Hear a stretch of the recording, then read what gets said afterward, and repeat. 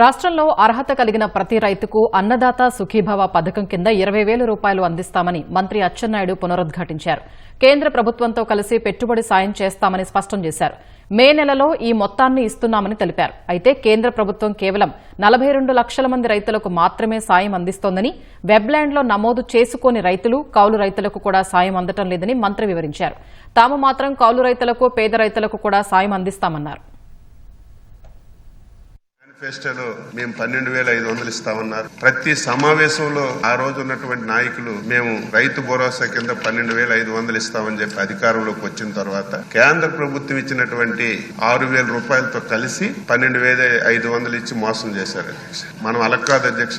మేనిఫెస్టోలో పెట్టాం, ఎన్నికల ప్రచారంలో చెప్పాం. కేంద్ర ప్రభుత్వం, రాష్ట్ర ప్రభుత్వం కలిసి 20,000 రూపాయలు రైతు రేపు పెట్టుబడి సాయం కింద అన్నదాత సుఖీభవలో ఇస్తామని చెప్పి స్పష్టంగా మాటించాం అధ్యక్ష. రేపు మేళంలో ఆ కార్యక్రమాన్ని అమలు చేయడానికి గౌరవ ముఖ్యమంత్రి గారు నిర్ణయం చేశారు.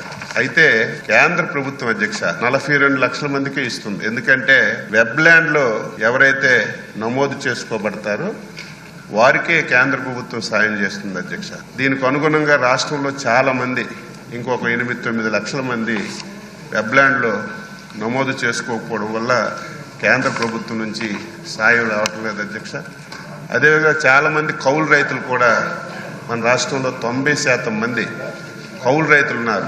వారికి కూడా ఈ అన్నదాత సుఖీభావ కింద ఇచ్చే పరిస్థితి లేదు. అందుకే ముఖ్యమంత్రి గారు స్పష్టంగా చెప్పారు, భూమి లేనటువంటి నిరుపేద రైతులు ఎవరైతే కౌలు రైతులు ఉన్నారో వాళ్ళకు కానీ, వెబ్లాండ్లో లేనటువంటి వాళ్ళకి కానీ తప్పనిసరిగా ఈ పరిహారం అందించాలని చెప్పి నిర్ణయం చేశారు. శాసనసభ ద్వారా రైతాంగానికి మాటిస్తున్నాం.